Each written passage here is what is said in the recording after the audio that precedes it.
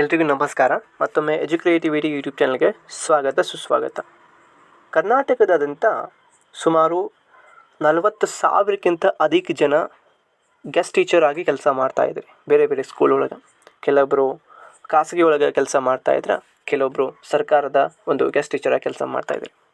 ಅವರೆಲ್ಲರೂ ಕೂಡ ನನಗೆ ಕಮೆಂಟ್ ಮತ್ತು ಮೆಸೇಜನ್ನು ಮಾಡಿದಾಗ ಕೆಲವೊಂದಿಷ್ಟು ವಿದ್ಯಾರ್ಥಿಗಳು ವಿಶೇಷವಾಗಿ ಅವರಿಗೋಸ್ಕರ ನಾನು ಇವತ್ತು ಕರ್ನಾಟಕ TET 2025 ಏನು ಗೆಸ್ಟ್ ಟೀಚರಾಗಿ ಕೆಲಸ ಮಾಡ್ತಾ ಇರೋರಿಗೆ ಒಂದು ಸ್ಟಡಿ ಟೈಮ್ ಟೇಬಲನ್ನು ತೊಗೊಂಬಂದೇನೆ.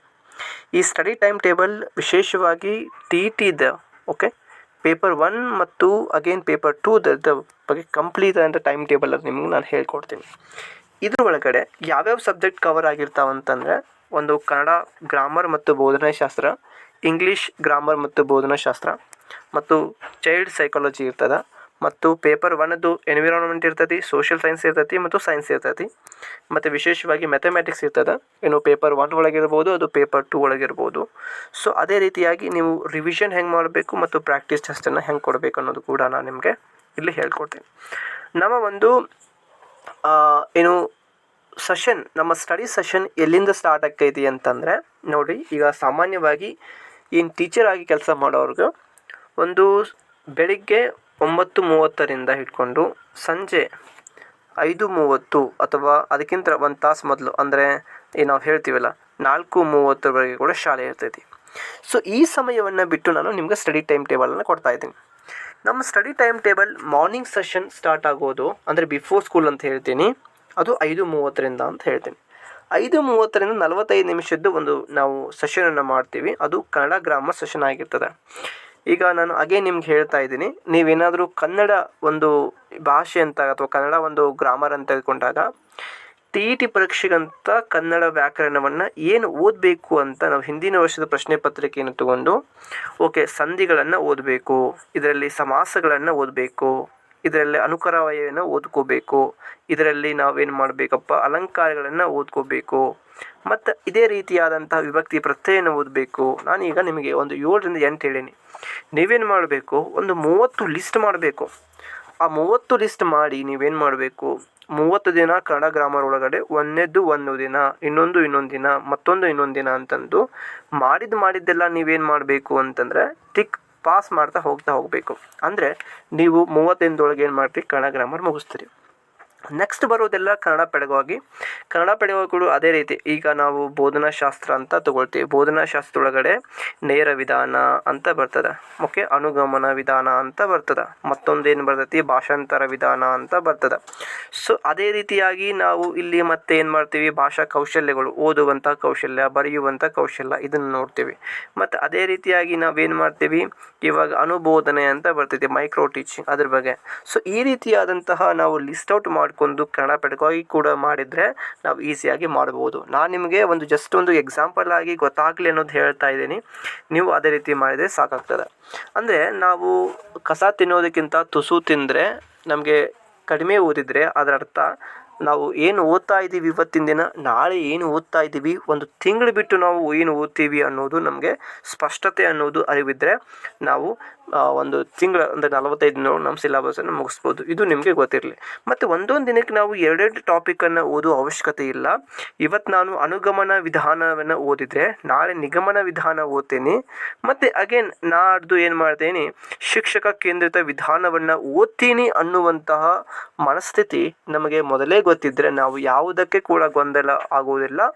ಓದಿದ್ದನ್ನು ನಾವು ಏನು ಮಾಡ್ಬೋದು, ಅರ್ಥ ಮಾಡಿಕೊಂಡು ಅನುಸರಿಸಬಹುದು ಅನ್ನೋದು ನನ್ನ ಒಂದು ಅಭಿಪ್ರಾಯ. ಇದು ನಿಮಗೆ ಕ್ಲಿಯರ್ ಆಗಿದೆ. ಇನ್ನು 2ನೇ ಸೆಷನ್ ಬಂದುಬಿಟ್ಟು 6:15ರಿಂದ 7 ಗಂಟೆ. ಇದು ಅಗೇನ್ ಇಂಗ್ಲೀಷ್ ವ್ಯಾಕರಣ ಮತ್ತು ಇಂಗ್ಲೀಷ್ ಬೋಧನಾಶಾಸ್ತ್ರಕ್ಕೆ ಸಂಬಂಧಪಟ್ಟಿರೋದು. ಅಗೇನ್ ನೀವು ಏನು ಮಾಡಬೇಕು, ಲಿಸ್ಟ್ ಮಾಡಿ ನೀವು ಅದೇ ರೀತಿ ಮಾಡ್ತಾ ಹೋಗಬೇಕು. ನಾನು ಹೇಗೆ ಕನ್ನಡಕ್ಕೆ ಹೇಳಿದ್ನಲ್ಲ ಆ ರೀತಿ. ಈಗ ನೀವು 7ರಿಂದ ಹಿಡ್ಕೊಂಡು 7:15ವರೆಗೆ ಒಂದು ಬ್ರೇಕನ್ನು ತೊಗೊಳ್ರಿ. ಅದರೊಳಗೆ ನೀವು ಫ್ರೆಶ್ ಅಪ್ ಆಗಿರಿ, ಕೆಲವೊಂದಿಷ್ಟು ಟೀ ಕುಡೀರಿ, ಅಥವಾ ಇನ್ನೂ ಸ್ವಲ್ಪ ಬ್ರೇಕ್ಫಾಸ್ಟ್ ಮಾಡಿದ್ರೆ ಮಾಡಿ. 7:15ರಿಂದ 8 ಗಂಟೆವರೆಗೂ ಕೂಡ ಚೈಲ್ಡ್ ಸೈಕಾಲಜಿಯನ್ನು ಮಾಡಿರಿ. ನಿಮಗೆ ಈ ಟೈಮ್ ಏನಾದರೂ ಸೂಟೇಬಲ್ ಆಗಿಲ್ಲಪ್ಪ, ನಾನು 7 ಗಂಟೆವರೆಗೆ ಅಷ್ಟೇ ಮಾಡ್ತೀನಿ ಅಂತಂದರೆ ದಯವಿಟ್ಟು ಇದನ್ನು ಮಾಡಬೇಡ್ರಿ, ನಿಮಗೆ ಬಿಟ್ಟಿರೋದು. ಯಾಕೆಂದರೆ ಕೆಲವೊಬ್ಬರು 7 ಗಂಟೆಯಿಂದ ಅಡುಗೆ ಮಾಡೋಕ್ಕೆ ಸ್ಟಾರ್ಟ್ ಮಾಡ್ತೀರಿ, ಕೆಲವೊಮ್ಮೆ 7 ಗಂಟೆಯಿಂದ ಕೆಲಸಕ್ಕೆ ಹೋಗ್ಲಿಕ್ಕೆ ಸ್ಟಾರ್ಟ್ ಮಾಡ್ತೀರಿ, ಟ್ರಾವೆಲಿಂಗ್ ಮಾಡೋಕ್ಕೆ ಸ್ಟಾರ್ಟ್ ಮಾಡ್ತೀರಿ. ಸೊ ಅಂಥವ್ರಿಗೆ ನಾನು ಈ ಒಂದು ಟೈಮನ್ನು ಮಾಡಬೇಡ್ರಿ ಅಂತ ಹೇಳ್ತೀನಿ. ಬಟ್ ನಾನು 8 ಗಂಟೆ ಮೇಲೆ ಅಡುಗೆ ಮಾಡ್ತೀನಿ, 8 ಗಂಟೆ ಮೇಲೆ ನಾನು ಸ್ಕೂಲಿಗೆ ಎಲ್ಲ ಪ್ರಿಪ್ರೇಷನ್ ಮಾಡ್ತೀನಿ ಹೋಗೋದಂತಂದರೆ, ನೀವು 7:15 ಹಿಡ್ಕೊಂಡು 8 ಗಂಟೆವರೆಗೆ ಕೂಡ ನೀವು ಚೈಲ್ಡ್ ಸೈಕಾಲಜಿ ಮತ್ತು ಅದರ ಕೆಲವೊಂದಿಷ್ಟು ಥಿಯರೀಸ್ ಮತ್ತು MCQಸನ್ನು ಬಿಡಿಸ್ತಾ ಹೋಗ್ರಿ. ವಿಶೇಷವಾಗಿ ಚೈಲ್ಡ್ ಸೈಕಾಲಜಿಗೆ ನಾನು ಅಗೇನ್ ವಾಮದೇವಪ್ಪ ಅವರ ಪುಸ್ತಕವನ್ನು ಓದ್ರಿ ಅಂತ ಹೇಳೀನಿ. ವಾಮದೇವಪ್ಪ ಅವರ ಪುಸ್ತಕ ನಿಮ್ಗೆ ಈಗ ಆಲ್ರೆಡಿ ಇದೆ. ಒಂದು ವೇಳೆ ವಾಮದೇವ ಪುಸ್ತಕ ಇಲ್ಲ ಅಂತಂದರೆ ನೀವು TP ಮಂಜುನಾಥ್ ಸರ್ ಪುಸ್ತಕ ಓದ್ಬೋದು. ಇಲ್ಲ ಅಂತಂದರೆ ಅದು ಕೂಡ ಇಲ್ಲ ಅಂತಂದರೆ ನೀವು ಏನು ಮಾಡ್ಬೋದು, ಸ್ಪರ್ಜಾ ವಿಜೇತ ಅವ್ರದ್ದು ಅದು ಬುಕ್ ಕೂಡ ಓದ್ಬೋದು ಸೈಕಾಲಜಿದು. ಸೊ ಅಲ್ಟಿಮೇಟ್ ಏನಾಗಿರಬೇಕು, ನಿಮಗೆ ಆ ಕಾನ್ಸೆಪ್ಟ್ ಅಂಡರ್ಸ್ಟ್ಯಾಂಡಿಂಗ್ ಆಗಿರಬೇಕು. ಹಿಂದಿನ ವರ್ಷದ ಪ್ರಶ್ನೆಗಳನ್ನು ನೀವು ಬಿಡಿಸ್ತಾ ಹೋಗಬೇಕು.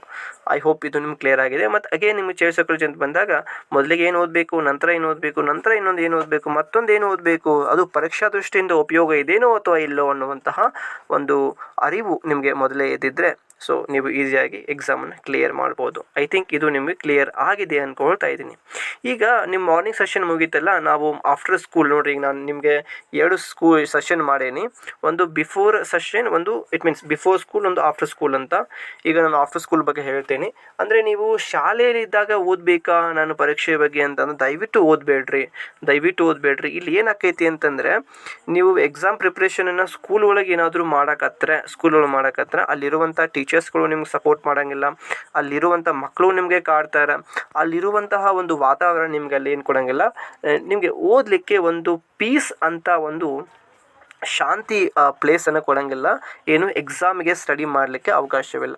So what I request you that ನೀವು ಈವ್ನಿಂಗ್ ಸೆಷನ್ 6 ಗಂಟೆಯಿಂದ ನೀವು ಸ್ಟಾರ್ಟ್ ಮಾಡಿ. 6 ಗಂಟೆಯಿಂದ 6:45 ಅಂತ ಬಂದರೆ ನೀವು ಅಲ್ಲಿ ಬೇಸಿಕ್ ಮ್ಯಾಥಮೆಟಿಕ್ಸ್ ಕಾನ್ಸೆಪ್ಟನ್ನು ಬಿಡಿಸ್ರಿ. ಅದೇ ರೀತಿಯಾಗಿ ಪ್ರಾಕ್ಟೀಸ್ಗಳನ್ನು, ಕೆಲವೊಂದಿಷ್ಟು ಪ್ರಾಕ್ಟೀಸ್ ಕ್ವಶನ್ಸನ್ನು ಮಾಡ್ತಾ ಹೋದರೆ ಸಾಕಾಗ್ತೈತಿ. ಇಲ್ಲಿ ನೀವು 6:45ರಿಂದ 7:30ವರೆಗೆ ಒಂದು ಎನ್ವಿರಾನ್ಮೆಂಟ್ ಅಥವಾ ಆಗಿರ್ಬೋದು, ಇಲ್ಲ ಸೋಷಿಯಲ್ ಸೈನ್ಸ್ ಆಗಿರ್ಬೋದು, ಸೈನ್ಸ್ ಆಗಿರ್ಬೋದು.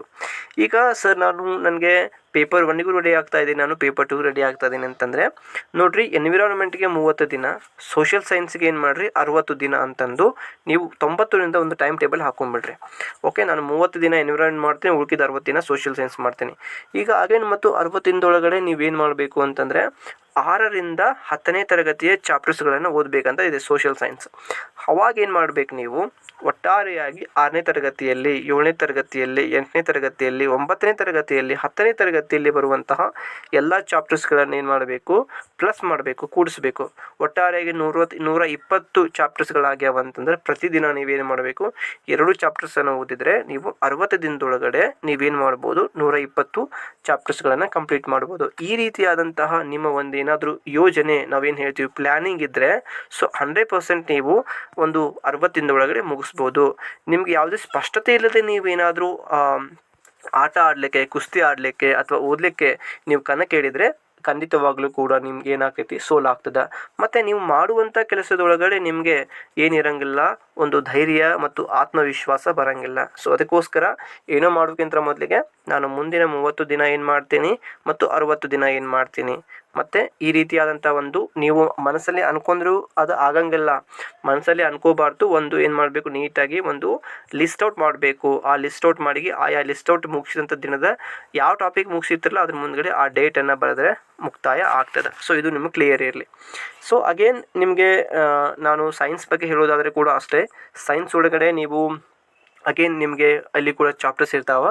ಇಲ್ಲಿ ನೀವೇನು ಮಾಡಬೇಕು, PYQಸ್ಗಳನ್ನು ನೀಟಾಗಿ ನೀವು ಓದೋಕ್ಕಿಂತ ಮೊದಲಿಗೆ ಸ್ವಲ್ಪ ಅರ್ಥ ಮಾಡ್ಕೋರಿ. ಯಾಕೆ ಅಂತಂದರೆ ಸೈನ್ಸ್ ಕಾನ್ಸೆಪ್ಟ್ ಮೇಲೆ ನಿಮಗೆ ಕ್ವಶನ್ಸ್ಗಳು ಬರ್ತಾ ಇರ್ತಾವೆ ಅಂತಂತಂದರೆ ಆ ಕಾನ್ಸೆಪ್ಟನ್ನ ಕ್ಲಾರಿಟಿ ಮಾಡ್ಕೋರಿ. ಈಗ ನ್ಯೂಟನದ್ದು 1ನೇ ಲಾ, 2nd ಲಾ, 3rd ಲಾ ಅದ್ರ ಮೇಲೆ ಏನಾದರೂ ನಿಮಗೆ ಪ್ರಶ್ನೆಗಳು ಬರ್ತಾ ಇದ್ದಾವೆ ಅಂತ ಆ ರೀತಿ. ಈಗ ನೀವು ನ್ಯೂಟನ್ ಲಾನ ಬಗ್ಗೆ ನೀವು ಫಸ್ಟ್ ಫೋಕಸ್ ಮಾಡಿರಿ. ಈಗ ನ್ಯೂಟನ್ ಲಾ ಆದಮೇಲೆ ಅಗೇನ್ ಮತ್ತೆ ಈಗ SLC ಒಳಗಡೆ ಈಗ ಫಾರ್ ಎಕ್ಸಾಂಪಲ್ ನ್ಯೂಟ್ರಾನ್, ಪ್ರೋಟಾನ್ ಅವೆಲ್ಲ ಬರ್ತಾವಂತಂದರೆ ಸೊ ಅದ್ರ ಮೇಲೆ ಫೋಕಸ್ ಮಾಡಿ. ಅಂತಂದರೆ ಪರೀಕ್ಷಾ ದೃಷ್ಟಿಯಿಂದ ಪ್ರಾರಂಭದೊಳಗಡೆ ಅಂದರೆ ಬಿಗಿನಿಂಗ್ ಒಳಗಡೆ ನೀವೇನು ಮಾಡಿರಿ, ಪರೀಕ್ಷೆಗೆ ಮುಖ್ಯವಾಗಿರೋದನ್ನು ನೀವು ಲಿಸ್ಟ್ ಔಟ್ ಮಾಡ್ಕೊಂಡು ಓದಿ ಮುಕ್ತಾಯ ಮಾಡಿರಿ. 2ನೇ ಬಾರಿ ಏನು ಓದ್ತಾ ಇರ್ತೀರಲ್ಲ ಅಗೇನ್ ಇನ್ ಡೀಟೇಲ್ ಆಗಿ ಆ ಓದಿದಂಥ ವಿಷಯವನ್ನು ಬಿಟ್ಟು ಎಕ್ಸ್ಟ್ರಾ ಓದ್ರಿ. ಮತ್ತು 3ನೇ ಬಾರಿ ನೀವೇನು ಮಾಡಿರಿ, ಇನ್ನೂ ಸ್ವಲ್ಪ ಪುಸ್ತಕವನ್ನು ತಿರುವು ಹಾಕಿದರೆ ನಿಮಗೆ ಇಡೀ ಪುಸ್ತಕವೇ ಏನಾಗ್ತೈತಿ, ನಿಮಗೆ ಒಂದು ಧೈರ್ಯ ಕೊಡ್ತೈತಿ ಅನ್ನೋದು ನನ್ನ ಒಂದು ಅನಿಸಿಕೆ. ಇದೇ ರೀತಿಯಾಗಿ ನೀವೇನು ಮಾಡಿರಿ, ಸ್ಟಾರ್ಟ್ ಮಾಡಿರಿ. ಇಲ್ಲಿ ನಾನು NCERT ಸ್ಟೈಲ್ ಆಫ್ ಅಂಡರ್ಸ್ಟ್ಯಾಂಡಿಂಗ್ ಅಂತ ಹೇಳೀನಿ. ನೀವು CTETಗೆ ಓದೋದಾದರೆ 6ರಿಂದ 8ನೇ ತರಗತಿಯ ಪುಸ್ತಕಗಳನ್ನು ಓದಬೇಕಾಗತ್ತೆ.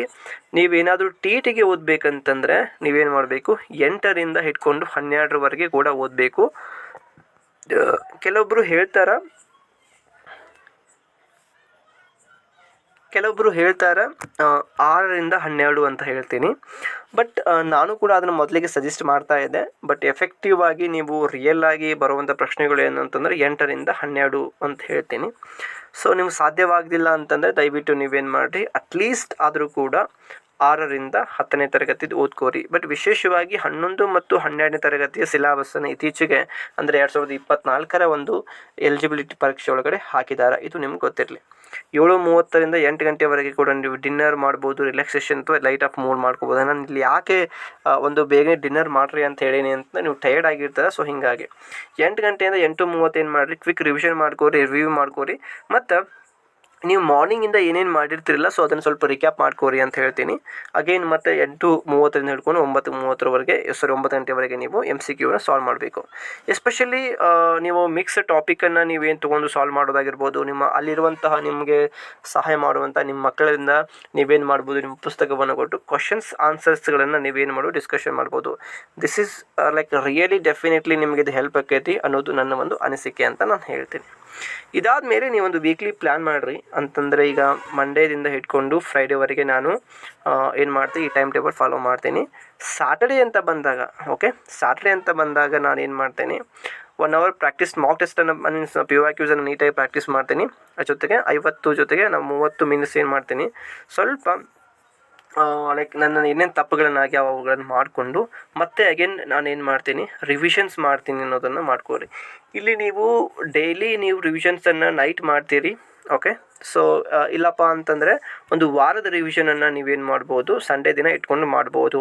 ಅಗೇನ್ ಮತ್ತೆ ಸಂಡೇ ಕೊಟ್ಟಾರ ಅಂತಂದು ನಾನು ಏನಾದರೂ ಸ್ವಲ್ಪ ಹೊರಗಡೆ ಸುತ್ತ ಹೋಗ್ತೀನಿ ಅಂತಂದ್ರೆ ದಯವಿಟ್ಟು ರಿವಿಷನ್ ಮಾಡಿಕೊಂಡು ನೀವೇನು ಮಾಡಿ ಈವ್ನಿಂಗ್ ವೇಳೆ ಒಳಗೆ ನೀವೇನು ಮಾಡು ಸಂಡೇ ದಿನನ ಎಂಜಾಯ್ ಮಾಡ್ಬೋದು ಅಂತ ಹೇಳ್ತೀನಿ. ಬಟ್ ಅಲ್ಟಿಮೇಟ್ ಏನಾಗಿರಬೇಕು ಅಂತಂದರೆ ನಿಮಗೆ ಆತ್ಮವಿಶ್ವಾಸ, ಕಾನ್ಫಿಡೆನ್ಸ್ ಬರಬೇಕಪ್ಪ, ನಾನು ಸ್ಟಡಿ ಒಳಗಡೆ ಏನು ಕನ್ಸಿಸ್ಟೆನ್ಸಿಯಾಗಿ ಮೇಂಟೈನ್ ಮಾಡ್ತಾಯಿದ್ದೀನಿ ಮತ್ತು ಪರೀಕ್ಷೆನ ಚೆನ್ನಾಗಿ ಬರೆಯಬಲ್ಲೆ ಅನ್ನುವಂಥ ಧೈರ್ಯ ಇದ್ದರೆ ದಯವಿಟ್ಟು ನೀವು ಪರೀಕ್ಷೆನ ಫೇಲ್ ಆಗೋದಕ್ಕೆ ಯಾವುದೇ ಚಾನ್ಸ್ ಇಲ್ಲ ಅಂತ ನಾನು ಹೇಳ್ತೀನಿ.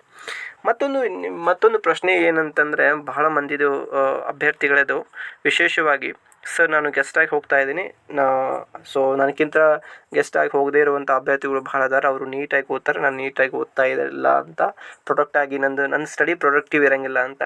ಅದು ಯಾವುದೇ ರೀತಿಯ ಆ ರೀತಿಯ ಊಹಾಪೋಗೆಗೆ ನೀವು ಏನು ಮಾಡಬೇಡಿ, ಕಿವಿ ಕೊಡಬೇಡ್ರಿ. ಯಾಕೆ ನನ್ನ ಒಂದು ಸ್ವಂತ ಅನುಭವವನ್ನು ಹೇಳ್ತಾ ಇದ್ದೀನಿ ನಿಮಗೆ. ನೋಡಿರಿ, ನೀವು ಎಷ್ಟು ತಾಸು ಓದ್ತಾ ಇದ್ದೀನಿ ಅನ್ನೋದು ಮುಖ್ಯವಲ್ಲ. ಓಕೆ, ನೀವು ಎಷ್ಟು ಅಟೆಂಟಿವ್ ಆಗಿ ಓದ್ತಾ ಇದ್ದೀನಿ ಅನ್ನೋದು ಬಹಳ ಇಂಪಾರ್ಟೆಂಟ್ ಆಗ್ತೈತಿ. ಓಕೆ, ಇಲ್ಲಿ ನೀವು ಬೇಗನೆ ಓದ್ಬೋದು, ಇಲ್ಲಿ ನೀವು 10 ತಾಸು ಓದ್ಬೋದು. ಆದರೆ ಆ 10 ತಾಸು ಏನಾದರೂ ಎಫಿಷಿಯೆಂಟ್ ಆಗಿದೆಯಾ, ಪರಿಣಾಮಕಾರಿಯಾಗಿದೆಯಾ, ಅದು ಬಹಳ ಮುಖ್ಯ ಆಗ್ತೈತಿ. ಸೊ ಅದಕ್ಕೋಸ್ಕರ ಇವೆಲ್ಲ ವಿಶೇಷ ಅಂಶಗಳನ್ನು ನೀವು ಗಮನದಲ್ಲಿ ಇಟ್ಕೋಬೇಕಾಗ್ತದೆ. ನೀವು ಸ್ವಲ್ಪ ತಿಂದರೂ ಕೂಡ ಅದೇನಾಗಿರಬೇಕು, ನಿಮಗೆ ಡೈಜೆಸ್ಟ್ ಆಗಿರಬೇಕು. ಇಟ್ ಮೀನ್ಸ್ ಸ್ವಲ್ಪ ಓದಿದ್ರು ಕೂಡ ನಿಮಗೆ ಅರ್ಥ ಆಗಿರಬೇಕು ಮತ್ತು ನಿಮಗೆ ಅದು ತಲೆಯೊಳಗೆ ಹೋಗಿರಬೇಕು. ಅದು ಬಹಳ ಮುಖ್ಯ ಆಗ್ತದೆ. ಸಂಡೇ ದಿನ ನಿಮಗೆ ಸ್ವಲ್ಪ ಫ್ಲೆಕ್ಸಿಬಲ್ ಕೊಡೋದಾದ್ರೆ ಅಗೇನ್ ಮತ್ತೆ ಸ್ವಲ್ಪ ರಿವಿಷನ್ ಮಾಡ್ಕೊಳ್ಳಿ, ಜೇಡ್ ಸೈಕಾಲಜಿಯನ್ನು ಮತ್ತು ಪೆಡಗಾಗಿಯನ್ನು, ಮತ್ತು ಅಗೇನ್ ಈವ್ನಿಂಗ್ ಸ್ವಲ್ಪ ನೀವು ಮ್ಯಾಥಮೆಟಿಕ್ಸನ್ನು ಮಾಕ್ ಟೆಸ್ಟ್ಗಳನ್ನು ಮಾಡ್ಕೋಬೋದು. But it is depends upon your mood ಅಂತ ನಾವು ಹೇಳ್ತೀವಿ. ಕೆಲವೊಂದಿಷ್ಟು ಟಿಪ್ಸ್ ಅದಾವೆ ನಿಮಗೆ. ಏನು ಟಿಪ್ಸ್ ಅಂತಂದ್ರೆ, ಒಂದು ವೀಕೆಂಡ್ ಒಳಗಡೆ ನೀವು ಇಂಟೆನ್ಸಿವ್ ಪ್ರಾಕ್ಟೀಸ್ ಟೆಸ್ಟ್ ರಿವಿಷನ್ಸ್ ಮಾಡ್ಕೊರಿ ಅಂತ ಹೇಳಿ ನಾನು. ಒಂದು ಏನು ಮಾಡಿರಿ, ನೀವು ಸಣ್ಣದು ಸ್ವಲ್ಪ ಚೀಟಿ ಮಾಡ್ಕೊರಿ. ಓಕೆ, ಚೀಟಿ ಮಾಡ್ಕೊಂಡು ಅದನ್ನು ಒಂದು ಸ್ಟಪಲ್ ಮಾಡಿ ಏನು ಮಾಡಿರಿ, ನೀವು ಒಂದು ಪಾಕೆಟ್ ನೋಟ್ಸನ್ನು ಮಾಡಿಟ್ಕೊಂಡು ನಿಮಗೆ ಎಲ್ಲೆಲ್ಲಿ, ಈಗ ಫಾರ್ ಎಕ್ಸಾಂಪಲ್ ಬಸ್ಸಲ್ಲಿ ನೀವು ಸೀಟಲ್ಲಿ ಕೂತಿರ್ತೀರಿ, ಸೊ ಅಂಥ ಟೈಮ್ ಒಳಗೆ ಸ್ವಲ್ಪ ಅದ್ರ ಬಗ್ಗೆ ನೋಡ್ಬೋದು. ನ್ಯೂಟನ್ ಲಾ ಬಗ್ಗೆ, ವಾರಗಳ ಬಗ್ಗೆ ಮತ್ತು ಒಪ್ಪಂದಗಳ ಬಗ್ಗೆ ಮತ್ತು ಇಸ್ವಿಗಳ ಬಗ್ಗೆ ನೋಡ್ಕೊಳ್ತಾ ಹೋಗೋದು. ಈ ರೀತಿ ಯಾವ್ದಾರುವಂಥ ಇದು ಮಾಡ್ಬೋದು. ಇಲ್ಲ ಅಂತಂದರೆ ನೀವೇನು ಮಾಡ್ಬೋದು ಅಂತಂದರೆ, ನಿಮ್ಮದೇ ಆದಂಥ ಓದಿರುವಂತಹ ಆಡಿಯೋ ರೆಕಾರ್ಡನ್ನು ನೀವು ಮಾಡಿಟ್ಕೊಂಡು, ರೀಡಿಂಗ್ ಆಡಿಯೋ ರೆಕಾರ್ಡ್ ಮಾಡಿಟ್ಕೊಂಡು you can listen whenever you have a free time in the bus or in somewhere ಅಂತ ನಾನು ಹೇಳಲಿಕ್ಕೆ ಇಷ್ಟಪಡ್ತೀನಿ. ಅಗೇನ್ ಮತ್ತು ನೀವು ಪ್ರೀವಿಯಸ್ ಇಯರ್ ಕ್ವಶನ್ ಪೇಪರ್ಸನ್ನು ವೀಕ್ಲಿ ಸಾಲ್ವ್ ಮಾಡಲೇಬೇಕಾಗ್ತೈತಿ. ಸಾಧ್ಯವಾದರೆ ಡೈಲಿ ಕೂಡ ನೀವು ಸಾಲ್ವ್ ಮಾಡಿರಿ, ಬಟ್ ವೀಕ್ಲಿ ಕೂಡ ಸಾಲ್ವ್ ಮಾಡಲಿಕ್ಕೆ ಟ್ರೈ ಮಾಡಿರಿ. Again don't mug up your study in a school timing. ನೋಡಿರಿ ಇದೊಂದು ಬೆಸ್ಟ್ ಸಜೆಷನ್ ಅಂದಿದ್ದು. ನಾನು ಪ್ರಿಪ್ರೇಷನ್ ಮಾಡ್ತೀನಿ ಅಂತಂದು ನಿಮಗೆ ಹುಯ್ ಅಂತ ನೀವು ಶಾಲೆ ಒಳಗೆ ನಾನು ಶಾಲೆ ಒಳಗೂ ಕೂಡ ಪ್ರಿಪ್ರೇಷನ್ ಮಾಡ್ತೀನಿ ಅಂತ ಮಾಡೋದು ತಪ್ಪಾಗ್ತದೆ. ನಿಮಗೆ ಒಂದು ವೇಳೆ ಶಾಲೆ ಒಳಗೆ ಸಮಯ ಸಿಕ್ಕರೆ ರಿವಿಷನ್ ಮಾಡ್ಬೋದು, ಹೊರತು ನೀವು ರೀಡಿಂಗ್ ಮಾಡಬೇಡ್ರಿ. ಈ ಫಾರ್ ಎಕ್ಸಾಂಪಲ್ ಈ ಪಾಠ ನಾನು ಓದೇ ಇಲ್ಲ, ಫಸ್ಟ್ ಟೈಮ್ ಓದ್ತಾ ಇದ್ದೀನಿ ಅಂತ ಡೋಂಟ್ ರೀಡ್ ಇನ್ ಶಾಲೆ ಒಳಗಡೆ. ನಾನು ಹೊಸ ರೀಡಿಂಗನ್ನು ಯಾಕೆ ಮಾಡಬೇಡ್ರಿ ಅಂತಂದರೆ ಅಲ್ಲಿ ನಿಮಗೆ ಏನಿರಂಗಿಲ್ಲ, ಒಂದು ಡಿಸ್ಟ್ರಾಕ್ಷನ್ ಆಗದಿರುವಂಥ ಪ್ಲೇಸ್ ಅಲ್ಲ, ಡಿಸ್ಟ್ರಾಕ್ಷನ್ ಆಗುವಂತಹ ಪ್ಲೇಸ್ ಅದು. ಮತ್ತು ಅಲ್ಲಿ ನಿಮಗೆ ಒಂದು ಏನಿರಂಗಿಲ್ಲ ಅಂತಂದರೆ ಒಂದು ಕಾಮ್ ಆಗಿರುವಂಥ ಪ್ಲೇಸ್ ಅಲ್ವೇ ಅಲ್ಲದು. ಸೊ ಅದಕ್ಕೋಸ್ಕರ ಡಿಸ್ಟರ್ಬೆನ್ಸ್ ಮತ್ತು ಡಿಸ್ಟ್ರಾಕ್ಷನ್ ಆಗದೇ ಇರುವಂಥ ಪ್ಲೇಸಲ್ಲಿ ಕುತ್ಕೊಂಡು ಓದಿದರೆ ಬಹಳ ನೀಟಾಗಿ ನಿಮಗೆ ಅರ್ಥ ಆಗ್ತದೆ. ಸೊ ಅದೇ ನಿಮ್ಗೆ ನಾನು ಪದೇ ಪದೇ ಹೇಳಲಿಕ್ಕೆ ಹೋಗ್ತಾ ಇರೋದು. ಈ ಒಂದು ಟೈಮ್ ಟೇಬಲ್ ನಿಮಗೆ ಸೂಟೇಬಲ್ ಆಗಲಿಕ್ಕೆ 100% ಆಕೈತೆ ಅನ್ನೋದು ನನ್ನ ಒಂದು ಅನಿಸಿಕೆ. ಇದ್ರೊಳಗೆ ಸ್ವಲ್ಪ ಟೈಮ್ ವೇರಿಯೇಷನ್ಸ್ ಆಗಿರ್ತಾವೆ. ಮತ್ತೊಂದು ವಿಚಾರ ಎಂತಂತಂದರೆ ಟೈಮ್ ವೇರಿಯೇಷನ್ಗಿಂತ ನಿಮಗೆ ಇದರೊಳಗಡೆ ಹಿಂದೆ ಮುಂದೆ ಆಗಿರ್ತಾವೆ. ಸೊ ದಯವಿಟ್ಟು ಆ ಟೈಮನ್ನು ನೀವು ಸೆಟ್ ಮಾಡ್ಕೋರಿ. ಕೆಲವೊಬ್ರೀಗ ನಾನು ಹೇಳಿದೆ ನಾನು 9 ಗಂಟೆಗೆ ಮುಗಿಸ್ಬಿಡ್ರಿ ಅಂತಂದು. ಕೆಲವೊಬ್ರು ಲೇಟಾಗಿ ಮುಗಿಸ್ತೀನಿ ಅಂತ. ಸೊ ನೋ ಪ್ರಾಬ್ಲಮ್, ನೀವು ಲೇಟಾಗಿ ಮುಗಿಸ್ಬೋದು ಮತ್ತು ನೀವು ಲೇಟಾಗಿ ಕೂಡ ಮಾರ್ನಿಂಗ್ ಸ್ಟಾರ್ಟ್ ಮಾಡ್ತೀರಿ. ಸೊ ಅಲ್ಟಿಮೇಟ್ ಬಂದುಬಿಟ್ಟು ಇಲ್ಲಿ ನಾನು ರೆಗ್ಯುಲರ್ ಮೀನ್ಸ್ ಸ್ಕೂಲಿಗೆ ಹೋಗಿ ಓದಬೇಕಾ ಅಥವಾ ಬಿಡಬೇಕಾ ಅನ್ನೋದು ಮುಖ್ಯವಲ್ಲ. ನಾನು ಸ್ಕೂಲ್ಗೆ ಹೋಗಿ ಕೂಡ ಯಾವ ರೀತಿಯಾಗಿ ಅಚೀವ್ ಮಾಡ್ಬೋದು ಅನ್ನೋದು ಕೂಡ ಬಹಳ ಇಂಪಾರ್ಟೆಂಟ್ ಆಗ್ತೈತಿ. ಸೊ ನಿಮ್ಗೆ ಹೇಳೋದು ಕೂಡ ಅಷ್ಟೇ. ನಾನು ಇಲ್ಲಿ ಕೊನೆಗೆ ಬಂದು ನಿಲ್ಲೋದು ಏನಂತಂದ್ರೆ ಛಲ. ಸೊ ನಾವೇನು ಮಾಡ್ತಾಯಿದ್ದೀವಿ, ನಾವು ಹೇಗಿದ್ದೀವಿ ಅನ್ನೋದು ಮುಖ್ಯವಲ್ಲ. ನಮ್ಮ ಒಂದು ಸ್ಟಡಿ ಹಪಾಪಿ ನಾನು ಮಾಡ್ತಾಯಿದ್ದೀನೋ ಇಲ್ವೋ, ಡೈಲಿ ಮಾಡ್ತಾಯಿದ್ದೀನೋ ಇಲ್ವೋ, ನಾನು ಮಾಡಬೇಕು ಅಂತ ನಿಮ್ಮ ಮನಸ್ಸು ಹೇಳ್ತಾ ಇರಬೇಕು. ಸೊ ಹಂಗೆ ಹೇಳಿ ನೀವು ಡೈಲಿ ಮಾಡ್ತಾಯಿದ್ರೆ ಸೊ ಅಫ್ಕೋರ್ಸ್ ನಿಮ್ಗೆ ಕ್ಲಿಯರ್ ಆಗೇ ಆಗ್ತೈತಿ. ಅದ್ರ ಬಗ್ಗೆ ಏನು ವರಿ ಬೇಡ. TET ಪರೀಕ್ಷೆ ಬಂದುಬಿಟ್ಟು ಯಾವಾಗ ಆಕೈತಿ ಅಂತ ನೀವು ಭಾಳ ಮಂದಿ ಕಮೆಂಟ್ ಮಾಡ್ತಾಯಿದ್ದೀರಿ. ಅದ್ರ ಬಗ್ಗೆ ನಾನು ಮುಂಬರುವಂತಹ ವೀಡಿಯೋದೊಳಗೆ ನಿಮಗೆ ನಾನು ಬಂದು ವಿಶೇಷವಾಗಿ ಅದ್ರ ಬಗ್ಗೆ ಮಾತಾಡ್ತೀನಿ. ಸೊ ಐ ಹೋಪ್ ನನ್ನ ಮಾತುಗಳನ್ನು ನೀವು ಬಹಳ ಶ್ರದ್ಧೆಯಿಂದ ಕೇಳ್ತಾ ಇದ್ದೀರಿ. ನಾನು ಕೂಡ ಅಷ್ಟೇ ನಿಮಗೆ ಒಳ್ಳೆಯ ಕಂಟೆಂಟನ್ನು ಕೊಡಬೇಕೆಂದು ಕೂಡ ನೀಟಾಗಿ ಈ ರೀತಿಯಾದಂತಹ ವಿಚಾರ ತೊಗೊಂಬರ್ತಾ ಇದ್ದೀನಿ. ನಿಮ್ಮ ಸ್ನೇಹಿತರು ಕೂಡ ಈ ವಿಡಿಯೋಸ್ ಎಲ್ಲ ಅವಶ್ಯಕತೆ ಅದಾವ ಅಂದ್ಕೊಂಡು ಕೂಡ ಅವರಿಗೆ ಕೂಡ ನೀವು ಶೇರ್ ಮಾಡಿರಿ. ಮತ್ತು ಮುಂದಿನ ವೀಡಿಯೋದೊಳಗೆ ನಾನು ನಿಮ್ಮನ್ನು ಭೇಟಿ ಮಾಡಲಿಕ್ಕೆ ಇಷ್ಟಪಡ್ತೀನಿ. Have a nice day.